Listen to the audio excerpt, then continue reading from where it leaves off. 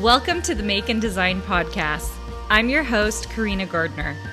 On this podcast, we're unraveling the everyday joys and dilemmas of design, making, and business.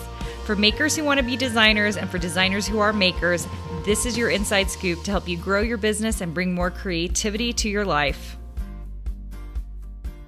When I was in grad school, Josh and I would be driving, that's my husband, we would be driving and he would look at a billboard and he would say, "Oh, look, that's Baskerville. I have an eye for these things." And it always made me laugh because, of course, it was never Baskerville, just so you guys know. It was always some really random, horrible font that he would choose to say that at. At the time, Josh was in law school, and we just used to laugh because he would always be saying, "I have an eye for these things," because of course I was working on my doctorate in design. And recently we just finished in this summer. We finished all the tiers of our program. And for those of you who don't know, Design Suite has like 6 tiers at this point. We have the most popular tier, which is Mastermind, because it is our business tier. It's the one that helps you learn how to make money. But then we have design tiers, design only tiers. And then we have upper tiers, which are all advanced tiers. And our top tier is called Elite. And the second tier underneath that, it's called Stars. And in Stars in particular, there's a font design class. And I finished working on that class, and I thought back to grad school days when Josh would say, "I have an eye for these things." And I thought, that's exactly what we're trying to do here in our advanced color theory and our advanced font design. What we're trying to do is develop an eye for these things. And even though Josh was saying it jokingly, for you guys, we're really trying to do that. So if you're here on the podcast or on the YouTube channel, you're watching this separately and you're not in the program, I just want to emphasize to you that your goal is to develop an eye for these things.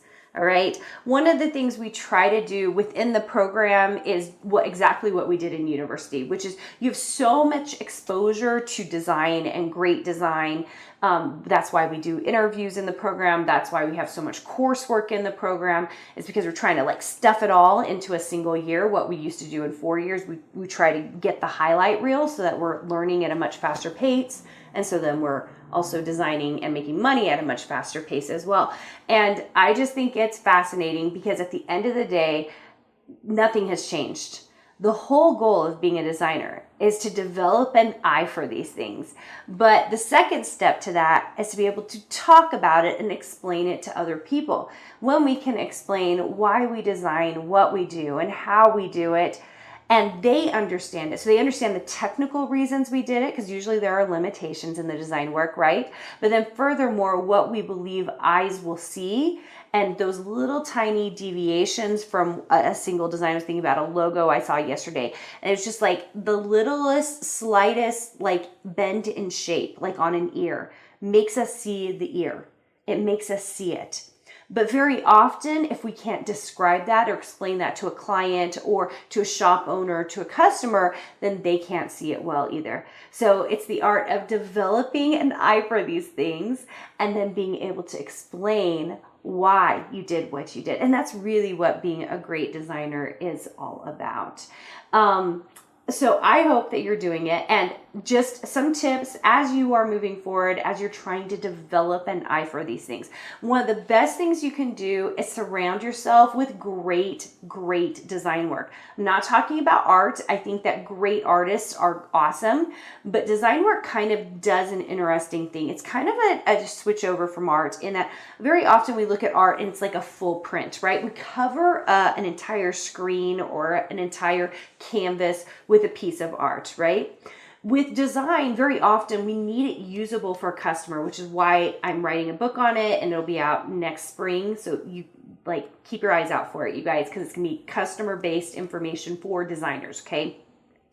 That we have to really be thinking very, very smartly about the actual design itself and how it's going to be used by the customer, because the way we shape the design and the way that it's presented and produced really shapes that. Now, let me give you an example of that, because that feels very arbitrary, right? If you need a bowl to eat from, right? You need to eat some cereal or something. You need a bowl. You need it shaped like a bowl. You don't need it shaped like a plate, right? That's the designer's job, right? If you have a sticker sheet, you need to make sure that it's shaped in such a way that it's going to be easily cut by a machine, right? It's the exact same concept, but I think the bowl and the plate one makes more functional sense in your head, right? But it's the same for design, for all flat design. Every piece of function, like the way it's intended to be used, has to be smartly laid out and thought through by the designer.